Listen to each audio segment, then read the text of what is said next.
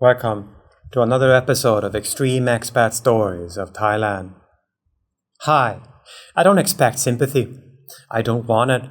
I'm writing this because someone needs to document what happens when you think you're smarter than everyone else and Southeast Asia decides to teach you otherwise. My name is Åke Andersson. I'm 43 years old, and I just got permanently banned from Thailand after turning a legitimate business trip into an 18-month nightmare that cost me my career, my dignity, and nearly my freedom. This isn't a redemption story. I'm still an asshole, but I'm an asshole with a story worth telling. February 2023, Stockholm. I'm sitting in my climate-controlled office at Bergström and Associates, one of Sweden's mid-tier corporate investigation firms. We do background checks, asset tracing, fraud investigation, boring shit that pays well. I've been there for 8 years, working my way up to senior investigator, pulling down 85,000 Swedish kronor a month. Comfortable, respectable, soul-crushingly dull. My specialty was tracking down white-collar criminals who'd fled Sweden for warmer climates. Embezzlers, fraudsters, guys who'd looted pension funds and disappeared. Most of them ended up in Spain or Dubai. But we'd been getting more cases involving Thailand, specifically Pattaya, which apparently had become a haven for every Swedish scumbag with a suitcase full of cash and a fake smile. Our client was a mid-sized investment firm in Gothenburg. Their CFO, a guy named Henrik Malmström, had vanished with approximately 47 million Swedish crowns after a very clever long-term embezzlement scheme. Last known location, Thailand. Probable current location, Pattaya, where he'd been spotted by someone's cousin who worked at a hotel. My boss pitched it to me like an adventure. 2 weeks, maybe 3, find him, document his lifestyle, coordinate with Thai authorities if possible. All expenses covered. Consider it a working vacation. I should mention something about myself. I'm not a good person. I'm efficient. I'm intelligent. I'm thorough. But I've always had this problem where I think rules are suggestions, especially when they apply to me. My ex-wife used to say I had the empathy of a tax audit. She wasn't wrong. I landed in Bangkok in March of 2023 with a 3-month non-immigrant B visa. I'd done the paperwork right, at least initially. 2 smartphones, a laptop, and a very specific plan.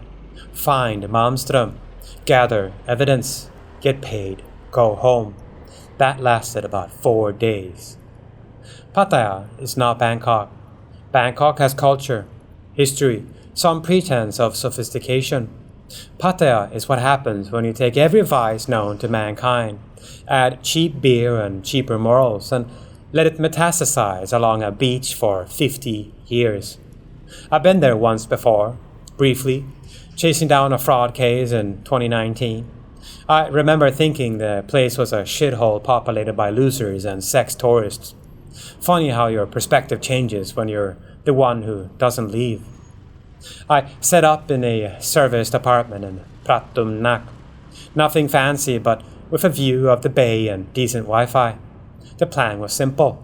Malmström was supposedly running a bar in South Pattaya, using a Thai girlfriend as the front. I do surveillance, document everything, coordinate with our contact at the Swedish embassy, and wrap this up professionally. The first crack in my professionalism came on day 3. I was having dinner at a German restaurant, because even in Thailand, I'm too Swedish to trust the local food. When I spotted a group at the corner table, 4 guys, late 30s to early 50s, loud, drunk, speaking Swedish, I recognized the type immediately. Long-term expats who'd been here so long they'd forgotten how to function anywhere else.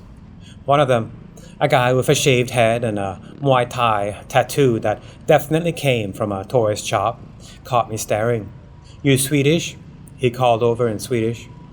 I nodded. "Come drink with us. Any Swede in Pattaya is either running from something or looking for something. Which one are you?" His name was Björn, 51 years old, from Malmö originally. in Thailand for 16 years. He owned a bar called the Nordic Den in North Pattaya. One of those expat places where everyone knows everyone and they all pretend they're not slowly pickled in chang beer and regret. I told him I was there for business, kept it vague. He didn't press. That's the thing about Pattaya. Nobody asks too many questions because nobody wants to answer them about themselves. You need anything while you're here, Björn said, sliding me a business card with a half-naked woman on it. You come see me. I know everyone. Police, immigration, business people. Pattaya's small if you know the right people. I pocketed the card, thinking I'd never use it. I used it 5 days later. Finding Malmström was easier than expected. He was running a place called Scandinavia Sports Bar in Soi 6, one of the seedier streets even by Pattaya standards. The bar was exactly what you'd expect. Flat-screen TV showing football matches nobody was watching, Swedish flags on the walls, and a collection of aging Nordic men drinking themselves toward cirrhosis while bar girls pretended to care about their stories. Malmström had changed his appearance. Thinner, tanned, grown a beard, but it was definitely him. He was sitting at the end of the bar, tablet in hand, looking every bit like a legitimate business owner and not a man who'd stolen 47 million kroner from people's retirement funds. I sat 3 stools away, ordered a beer, and watched. His Thai girlfriend, or wife, I couldn't tell, was running the bar, late 20s, attractive in that commercial way Pattaya girls perfect, efficient and cold in her interactions. She wasn't some naive village girl. This was a business arrangement, and both of them knew it. I spent 3 nights doing surveillance, taking photos, documenting his routine. He lived above the bar, drove a white Toyota Fortuner, took meetings with other expats who had that same fugitive energy. I sent my initial report to Stockholm. Everything was going according to plan. Then I met Nook. Nook worked at Björn's bar, the Nordic Den. I'd started going there after my surveillance shifts because it was neutral territory. Malmström never went to North Pattaya. She was the bartender on weeknight shifts, 34 years old, from Isan originally, been in Pattaya for 12 years. She wasn't like the other bar girls. She didn't hang all over customers. She didn't do the fake laugh or the touching your arm routine. She poured drinks, made change, and told you to piss off if you got too drunk or too handsy. I liked that. I mistook that for authenticity. I started talking on a slow Tuesday night. I was drinking singa, going through photos on my laptop, encrypted. I'm not a complete amateur. And she asked what I did. I find people who don't want to be found, I said. She raised an eyebrow. Police? Private. Ah, like those American TV shows. Less glamorous, more paperwork. She smiled. A real smile. Not the customer service version. You married? Divorced. You? Same. We talked for 2 hours. She told me about growing up in a village with no opportunities, coming to Pattaya at 22 with dreams of opening a restaurant, ending up behind a bar instead. She'd been married to a German guy for 4 years, visa marriage mostly, until he'd die of a heart attack in 2020. She got nothing from it except a stamp in her passport and a cynical view of foreign men. You all come here thinking Thai girls are easy, she said, pouring me another beer without asking. But really, we think you are easy. You're lonely, you have money, you want to feel special. That's easy. I laughed. You're not exactly selling me on the local dating scene. I'm not selling anything. That's the difference. I should have known better. I'm 43 years old. I've done corporate investigations for nearly 2 decades. I can spot a con at 50 paces. But there's something about being in a foreign country, away from your regular life, where you start believing your own bullshit. We started sleeping together 2 weeks later. Here's where I need to be honest about who I am. I'm not a good boyfriend. I'm controlling. I'm jealous. And I have this pathological need to be the smartest person in any room. My ex-wife left me because, her words, living with you is like being cross-examined every day. With Nok, it was worse because I knew, intellectually, that this whole thing was transactional. She needed financial stability. I needed to feel wanted. But my ego couldn't accept that simplicity. I needed to believe we had something real, which meant I needed to prove she wasn't like the others. So I started testing her. Stupid shit. I'd forget my wallet to see if she'd pay. I'd mention needing to go back to Sweden to see if she'd panic. I'd check her phones when she was in the bathroom. She had 3, like every bar girl. She caught me looking through her line messages one night. "What the hell are you doing?" She wasn't even angry, just tired. "Making sure you're not lying to me." "About what?" "About everything." She lit a cigarette.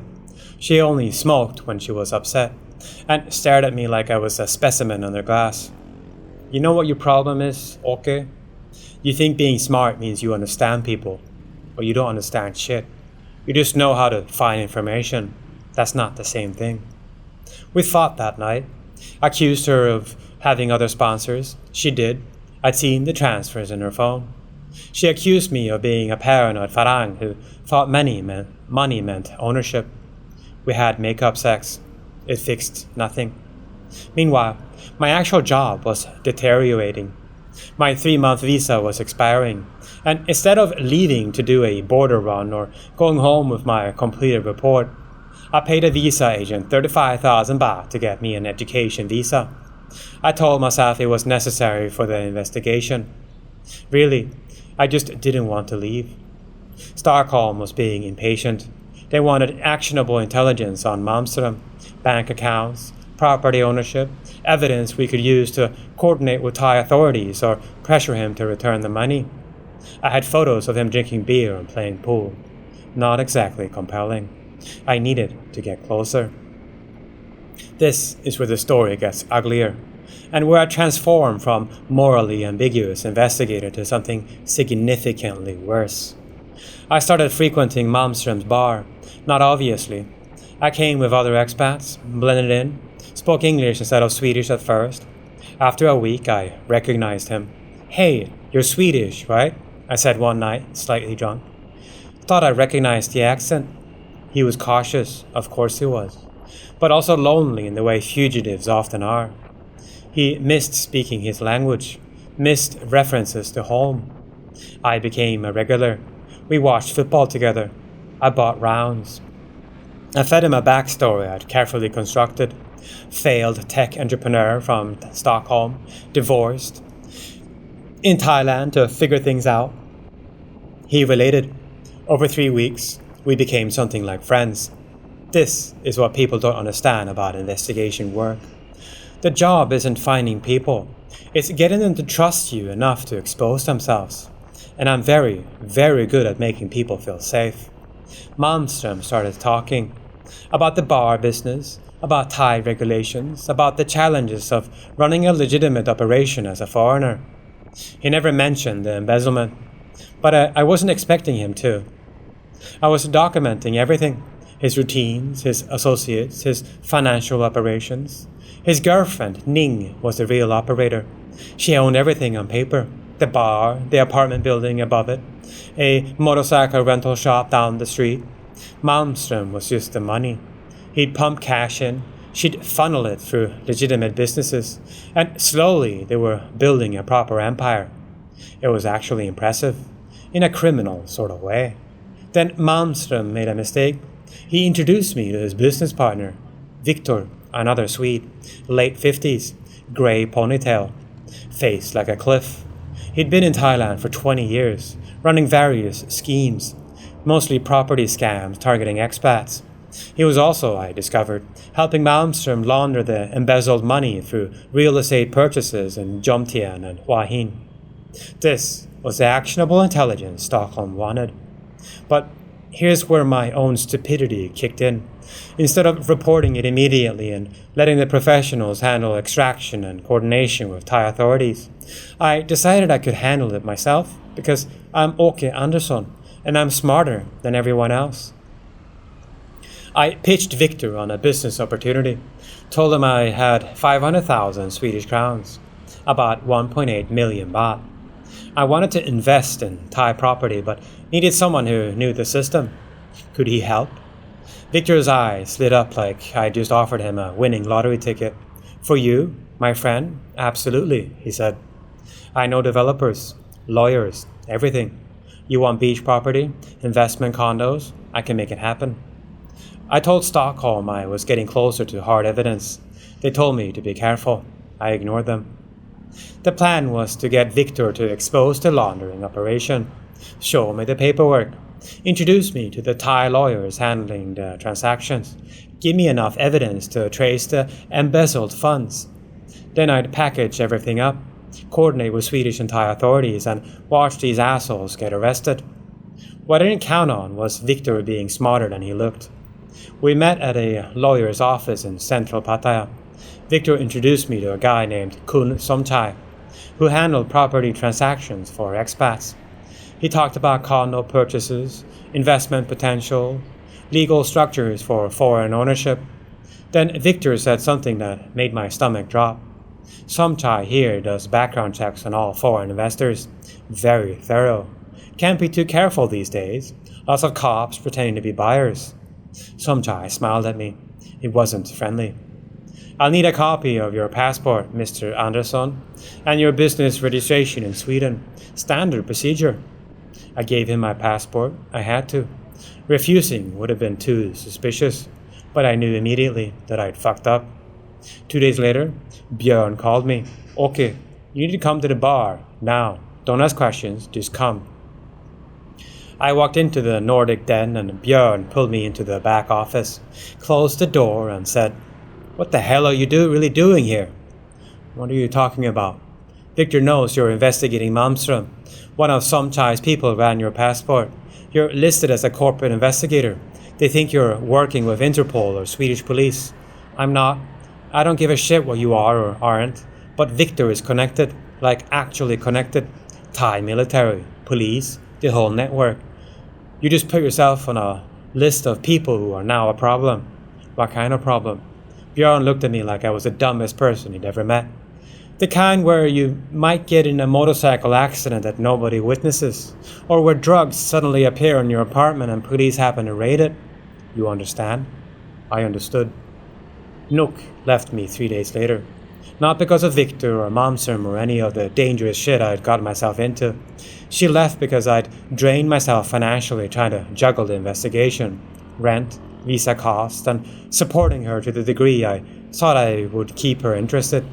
I'd been giving her 40,000 baht a month. I paid for her son's school fees, 15,000 baht. I bought her a new phone, 18,000 baht. I'd covered her mother's medical bills when she claimed there was a hospital emergency, 30,000 baht. And yes, I checked later, there was no emergency. When I told her I needed to cut back, that my company wasn't reimbursing expenses as quickly as I expected. True, Stockholm was pissed about my mounting bills and lack of concrete results. She didn't argue. She just said, okay, I think maybe better we are friends now. Just like that? Just like that. So this was just about the money? She lit a cigarette. Same routine as before. Of course it was about money. What did you think? You're 43. You're not handsome. You're not fun. You're just here with money. When there's no money, there's no reason. The honesty was almost admirable. I got drunk that night. Really drunk. I went to Malmström's bar because I wanted to blow everything up. Tell him I knew who he was, that I'd been investigating him, that he was really fucked. But Malmström wasn't there.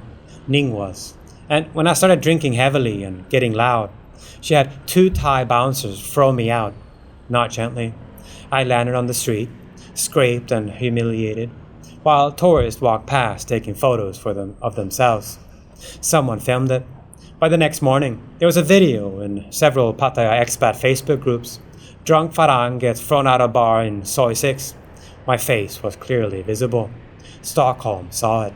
My boss called me at 6 a.m. Swedish time, 11 a.m. Pattaya time. Get on a plane, now. You're done. I need 2 more weeks. You're done, Åke. You compromised the investigation. You've exposed yourself to the target and his associates, and you become a liability. If you're not on a flight within 48 hours, you're fired, and you're paying back every kroner we've spent on this disaster. I hung up on him. Bad decision, as it turns out. I didn't leave. I told myself I could salvage this, gather evidence another way, prove I wasn't a complete fuck-up. But really, I just couldn't accept failure. My visa agent stopped returning my calls. My education visa, it turned out, was connected to a language school that had been shut down for fraud. I was technically on overstay and didn't even know it. Stockholm fired me via email. Professional, cold, listing all the reasons I was being terminated for cause. No severance, no reference. They'd already reported to the Swedish authorities that the investigation had been compromised. I had about 80,000 baht left in my Thai bank account and maybe 30,000 kroner back home. Not enough to start over. Not enough to stay long term. I started drinking at Björn's bar every day, running up a tab I couldn't pay. Björn tolerated it because, I don't know, pity? Maybe both. You need to leave, okay? He told me one night. Victor's people are still asking about you. You're not safe here. I'm fine. You're really not. I was arrested 3 weeks later. I was driving a rented motorcycle, no international license, half drunk, at 2 a.m. When I ran a red light and hit a food cart, the cart owner wasn't hurt, but his entire setup was destroyed. Hundreds of dollars of equipment and inventory ruined. Police arrived. They checked my passport, expired visa, no license, alcohol in my system. I was taken to Pattaya police station and held for 8 hours while they sorted out charges. Overstay, driving without a license, property damage, public intoxication. The food cart owner wanted 120,000 baht compensation. I had 45,000 baht. I called the Swedish embassy. They gave me a number for a lawyer and told me they couldn't intervene in criminal matters. I called Björn. He wired me 80,000 baht, not out of kindness, but because he knew I was making all the expats look bad and he wanted me gone. I paid the cart owner. I paid the fines. The immigration officer processed my deportation. A woman in her 40s who'd clearly dealt with 10,000 assholes like me stamped my passport with a red overstay mark and said, "You are banned from Thailand for 5 years. If you come back before this time, you'll be arrested at airport." I was investigating a criminal. I don't care. You break law, you go home. Thailand doesn't need people like you. She wasn't wrong. I'm back in Stockholm now, living in a one-bedroom apartment that smells like mold and disappointment.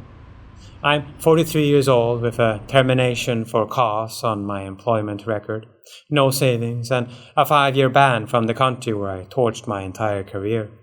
I work security at a shopping mall. 8-hour shifts watching cameras, breaking up fights between teenagers, telling homeless people to move along. It's humiliating in a very specific way that I think I deserve. People sometimes ask me about Thailand. I tell them I was there for work. I don't elaborate. But here's what I learned, for whatever it's worth. You're not as smart as you think you are. I made a career out of investigating people, understanding their psychology, predicting their behavior, and I still fell for every obvious trap Pattaya sets for arrogant foreigners. Thailand doesn't tolerate your bullshit. Back home, you can coast on credentials, on being Swedish, on institutional protections. In Thailand, none of that matters. You break the law, you pay. You disrespect people, there are consequences. The system doesn't care about your excuses. Every bar girl transaction is honest. It's you who's lying to yourself. Nook never pretended to love me. She was clear about what she needed and what she could offer. I'm the one who invented a romance because my ego couldn't handle the transactional reality. Investigating criminals doesn't make you better than them. Malmström stole millions, sure, but I broke laws, manipulated people, and compromised an investigation because I thought I was special. We're both just criminals with different justifications. When locals tell you to leave, just listen. Björn warned me. The embassy warned me. Even Nook, in her own way, warned me. But I knew better, right? I was Åke Andersson, senior investigator, smarter than some expat bar owner who'd been in Pattaya for 16 years. Pride is expensive.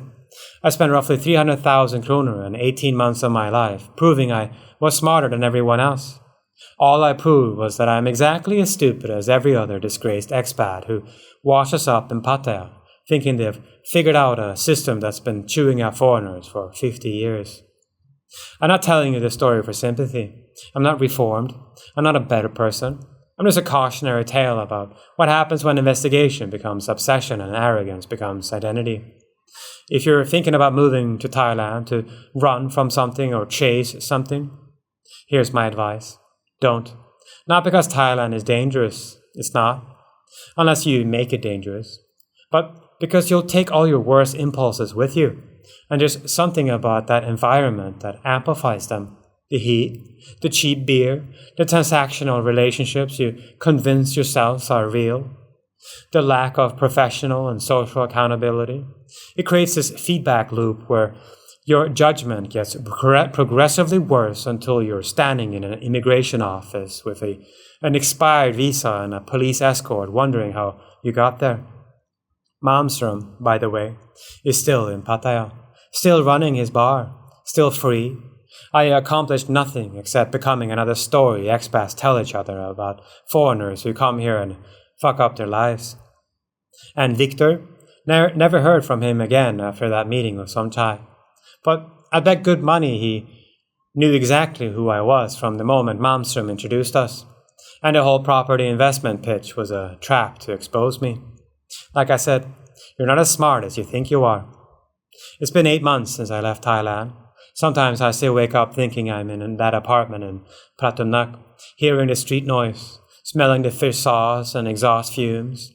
Then I remember I'm in Stockholm and it's -5 degrees outside and I've got a shift at the shopping center in 2 hours.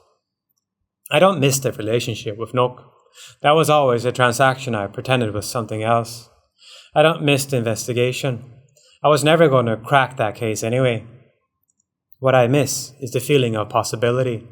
That first week when I thought I had everything under control and Thailand was just another puzzle I could solve, before I learned that puzzle wasn't Thailand, it was me, and I'm still unsolved. If you're listening to this from a bar in Pattaya right now, thinking you're different, that you've got it figured out, that you're smarter than the guys who came before you, you're probably right where I was in the month 3. Still convinced, still confident, still wrong, but you'll figure that out eventually. You always do. They always do. Hej då, Åke.